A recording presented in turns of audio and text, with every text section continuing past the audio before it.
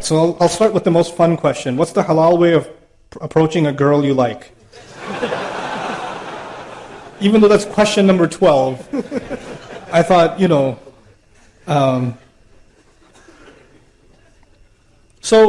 this is more complicated. We've made it more complicated than the Sahaba. So the Sahaba were simple people, and they came from a very rebellious society, where men and women did all kinds of things and nobody cared. And then Islam came. And I want to give you some background here. In Medina, when the Sahaba migrated, the Muhajirun were bankrupt nearly, right? They left everything behind. And Medina was a crazy place. Right now it's Medina Munawwara. But Medina back then was Las Vegas. It was bad. When the Prophet went there, it was not a good place. Okay, you have to understand, it was a crazy, crazy society. For instance, one of the most common industries in the city of Medina was prostitution. When the Prophet moved there, and the women that were brothels, like prostitution houses, they used to have flags outside their house, that this is a place you can come for those kinds of things. And a companion comes to the Prophet and says, Ya Rasulullah, there's a woman, because he doesn't make any money, he's a muhajir. There's a woman, she makes good money, I'd like to marry her. And what does she do? Oh, well, she's in the... You know what I'm saying? I'm not going to spell it out. And you know why I'm telling you this? Because Sahaba didn't even know that's a bad thing yet. They were also learning, weren't they? They didn't become angels overnight. They were being developed. And so he doesn't even think. And imagine you come to Rasulullah and ask this question. Can you imagine somebody coming to an imam today and saying, hey, I'm thinking about the next janazah would be of the shaykh. It would be And then the ayat came, no, you cannot marry those kinds of women in Surah An-Nur. Revelation came to teach Sahaba and teach the believers, look, those are not the kinds of people you want to marry. They are their own. Don't mix with them. Like Ibn Ashur says, rahmahullah, in his tafsir, that ayah is referring to professional prostitutes, that the zani will not marry a zani, is referring to them, because the question was actually raised. I wanted to bring this up to you because for them, you would think that, if the Sahabi saw a woman from a mile away, he went the other way and made istighfar the whole night. No, it wasn't like that. They interacted with each other, they talked to each other, they worked with each other, they were in business partnerships. All kinds of interactions happened between men and women, but with principles. It was respectful, it was dignified. And when a companion, when somebody liked somebody else, you know what they did? Here's the astaghfirullah part. Here's what they did. Hey, I like you. You want to get married? And she'd say, maybe, talk to my dad. He'd say, okay. And then you go to the dad and say, hey, I like your daughter. And I talked to her, she's not entirely opposed to the idea. Is it cool? And he says, let me talk to my daughter. How this happens today in London is you go to a girl, respectfully, hey, we worked together for 3 years. Would you consider marrying me? And she's like, And maybe she says, please don't talk to my dad, he'll kill me. Because if you talk to my dad, he'll say, this is why you go to work? This is why we sent you to uni? You, fathers, I have 4 daughters. Listen, those of you that are fathers, that have daughters, you sent your daughters to university. You brought your daughters to this country. You made them live here. You took them outside in society. You made that decision. And when somebody a Muslim likes them, that's a good thing. How are they going to get married sitting at home? Who's going to like them? So when somebody approaches them in a respectful way, you should not say, oh my God, the day has come, astaghfirullah. Ye din bhi dekhne the, oh tawbah, tawbah. What a humiliation. Now we have to go take you back into Bangladesh and hide you in a village somewhere because some guy likes you. Astaghfirullah. And there's somebody's doing ruqyah on her, and calm down. It's okay. Somebody likes your daughter, that's a good thing. Now go and investigate, find out. It's completely fine. The only rishta mentioned in the Quran, the only approach mentioned in the Quran is that of Musa alayhi salam in Madian. He was by himself, Musa was by himself. And these girls were by themselves working outside. And he went up to them and helped them out. And the girl said, he's kind of nice. And she went back to her dad and said, hire him. Which means, come on, dad. You know. And that happened. And the girl said, I like the guy. That's actually what happened in the story of Musa. Musa didn't propose, the girl proposed. And the father can't propose unless he has the approval of his daughter. So it's okay for your girls to say, Dad, there's this guy, this brother at the MSA, yeah? He's a Thursday halakah. It's really good, you should come. Your daughter's telling you something. It's okay, go attend the halakah. It's okay, find out. Don't complicate this. There's nothing indignified about that. Don't go date a girl now. And don't take, Ust.Nouman gave a lecture, I want to take you out to dinner. No. Not that either. But can you have respectful interaction with someone you're interested in for marriage? Absolutely. Absolutely. Nothing wrong with that. Can you take your time to understand each other's likes and dislikes? Yes, it's fine. Respectful courtship is okay. With parental guidance, in dignified fashion, there's nothing wrong with it. So what happens is we have two extremes. We have people that are more conservative than the Sahaba. And then we have people that are more liberal than liberals. Okay? And Islam is right in between. It's a natural way. It's a completely natural way. Okay? And so this is something that I thought it's important to mention for families and for yourself. Talk to your daughters. Ask if they like someone. Don't create between fathers and daughters, there should be open communication. They should not be terrified to tell you that they're interested in somebody. Don't force them to marry someone they don't want to. Don't force your daughters and tell them, if you don't marry this one, who's going to come and marry you? And we already said yes to them. Don't humiliate the family and say no now. Those kinds of nikahs are haram. I will say it, they're haram. You cannot emotionally and psychologically force a girl to get married under family pressure. That is batil. And that happened at the time of the Prophet ﷺ. And the Prophet ﷺ considered those nikahs batil. They're invalid nikahs. Until the girl genuinely likes a guy and says, yes, I want to marry him on her own. From no pressure from her father, no pressure from her mother, no pressure from anybody else. She likes him. And even if the day of the nikah she says, Mom, I don't want to do this. The mother doesn't say, too late, girl, too late. We've got the hall, they're all, what are people going to... No, if the girl says, I don't want to do this, then no, stop. Allah gave her that right. You cannot take it away. You're burying them alive. This is the new way of burying women alive, by the way. Back then, they used to take the baby girl and bury her right then. Now we bury them at the day of the nikah. This is what we do. This needs to stop. Let them marry who they want, if they're a dignified Muslim. And because now you're living in a different society, you won't find someone from the same village. It's okay. It's okay. A Bangladeshi can marry a Syrian. It's fine. I know. It's okay for Syrians too. Yeah, Syria. Turkish. Somali. Astaghfirullah, Somali. Yes, Somali. That's fine.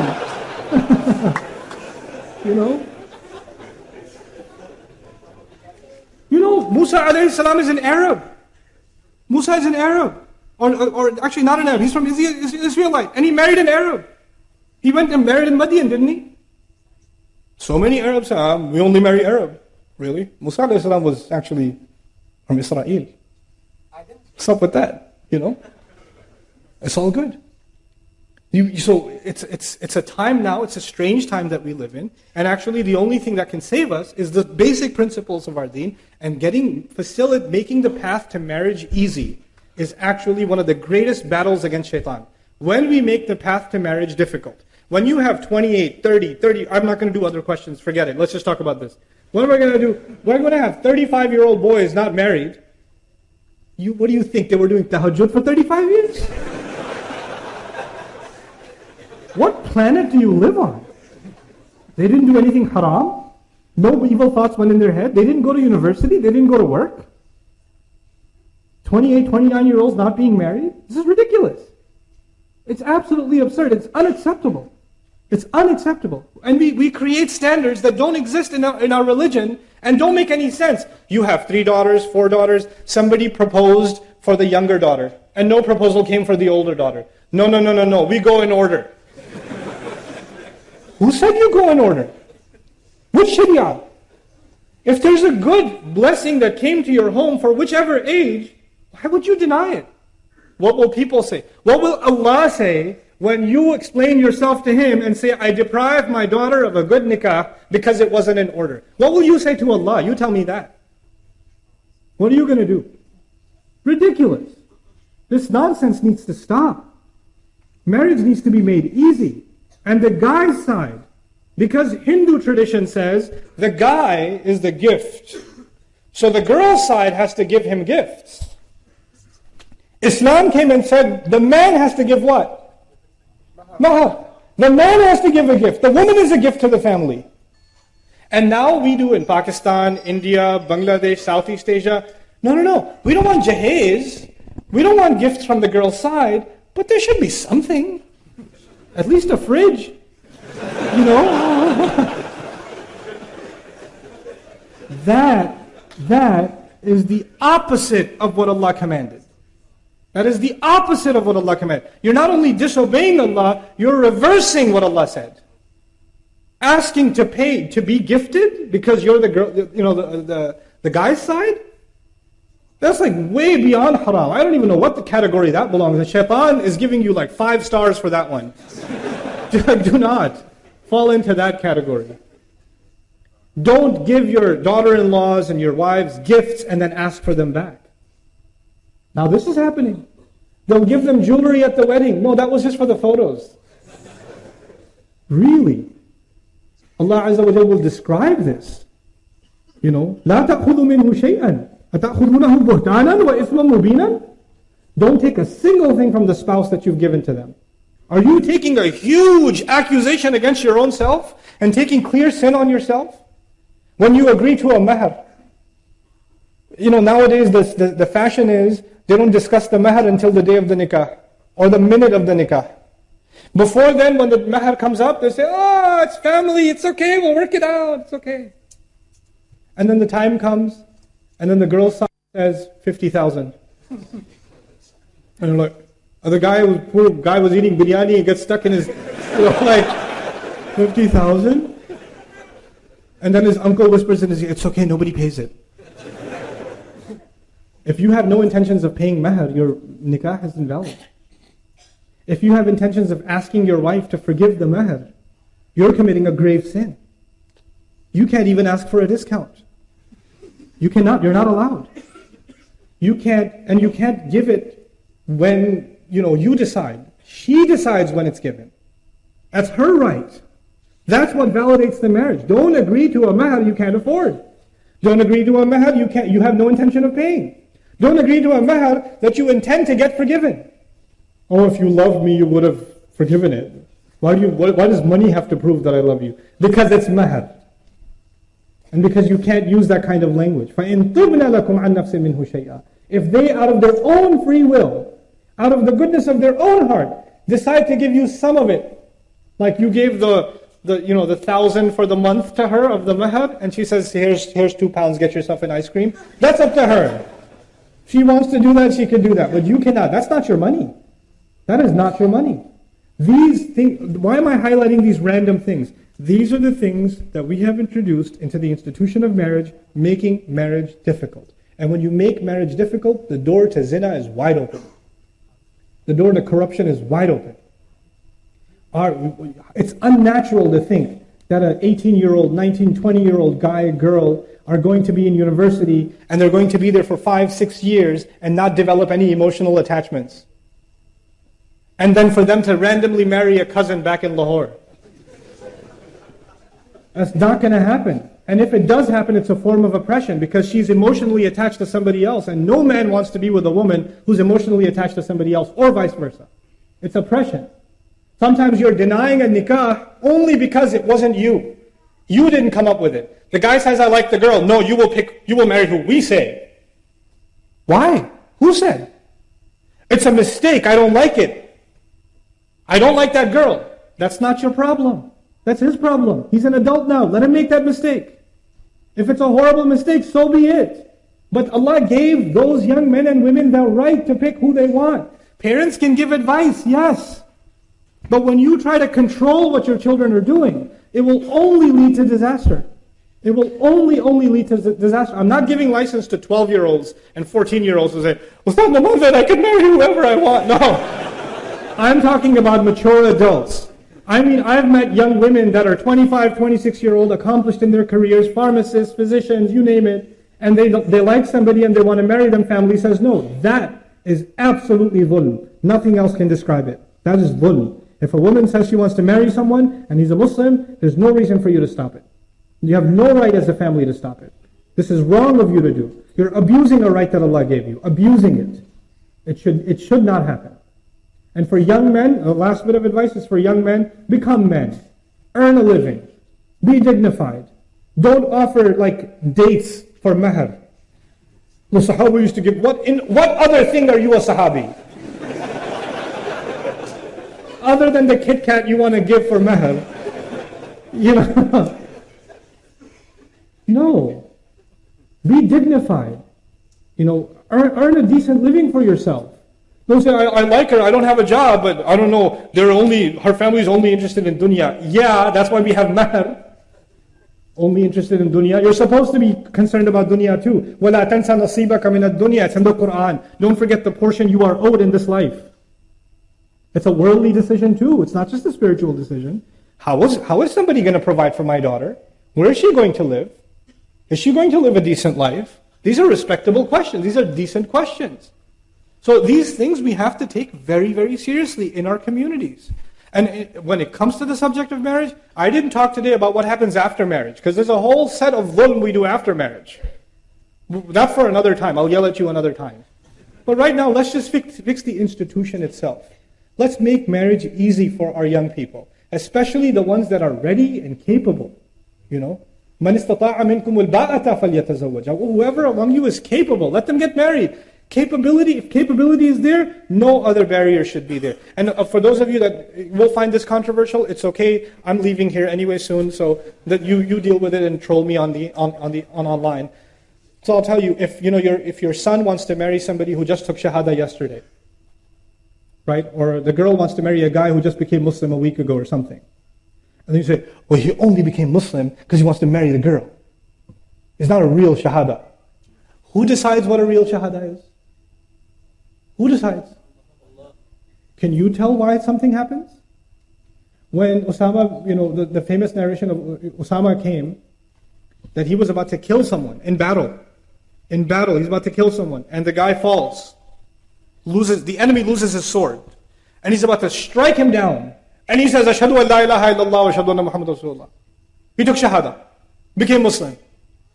Did he become Muslim because when he fell down, it hit him really hard on the head, and all of a sudden Islam started making sense? And he's like, hold on a second, I think we need to stop this, and I'm ready to be Muslim now. Obviously, he took shahada because he knows Muslims don't kill each other. So he took advantage of the opportunity because he's losing. If he was the one on top, he wouldn't have taken shahada, would he? So he's on the bottom and he takes shahada. And Osama sees it and says, yeah, right. He killed him. And when that happens, this news reaches the Prophet ﷺ. Is it obvious, like 1000% the guy took shahada for the wrong reason? It's obvious to anybody who sees it. The Prophet says, what will you do when that la ilaha illallah comes for you on Judgment Day? That's what the Prophet says. That shahada will complain on Judgment Day, I wasn't respected. And that's in the most obvious of cases. When somebody says they've taken shahada, who are you to question their reasons? That's between them and Allah. It's okay. As a matter of fact, even among the Sahaba, there were those, somebody said, I want to marry you, and the woman was a Muslim, and the guy was a non-Muslim. And she said, you're not Muslim. He goes, okay, I'll become Muslim. She says, okay, fine. And he became Muslim, and they got married. Done. So you could say, astaghfirullah, he took shahada for a woman. Yeah, but the Prophet was okay with it. Why do you have a problem with it? The sunnah is okay. You're more Sunni than the sunnah. So what you need to do now, what you and I need to do, is understand that we are in a challenging time. And our children are exposed to the worst kinds of haram are no big deal now. They're accessible, they're easy, and they're not hard to fall into. And in that environment, when the opportunity for nikah is there, please, it is a grave crime for us to deny that opportunity. To consider, of course, give your children advice. I think this is a bad nikah for this reason, this reason, this reason, but the decision is yours. The decision is yours. You have to share sincere advice. Ad-dinun nasiha. You do. But at the end of the day, they'll have to make their decision. And if it was a bad decision, so be it. That's okay too. That's their mistake to make. That's a better mistake than the mistakes they will make outside of marriage. You understand that, right? And that you won't even know about. And you'll tell yourself, no, my son, my daughter, they would never. Really? Really? Because you come from like an angel family? Your son and daughters don't have hormones? They don't have emotions? They don't have attachments? They don't have obsessions? They don't have temptations? They do. Don't be deluded into thinking he's a good boy though, he prays. Yeah, what is prayer going to do? What is prayer? If you say, Inna salata tanha anil fahsha'i wal munkar, that works to an extent. But Allah created us with a fitrah. You're denying that fitrah. So this, I know I went on a rant, but I felt like I had to do it. May Allah Azza wa Jal make marriages easy for our community and bless the marriages that are happening. May Allah Azza wa Jal give the husbands the strength of character and the understanding to be good husbands, and the wives the kind of commitment, loyalty, and understanding to be good wives, and thus raise wonderful families. Barakallahu li wa lakum. That's the end of the question and answer session. Assalamu alaikum wa rahmatullahi wa barakatuh.